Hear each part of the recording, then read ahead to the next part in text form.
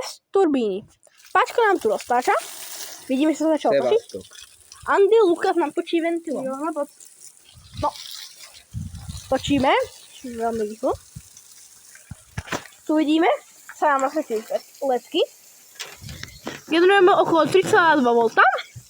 Tu máme generátor, kde máme usmerňovací mostík a vypínač. No to je tak všetko a turbína ide, elektrika funguje. Čau.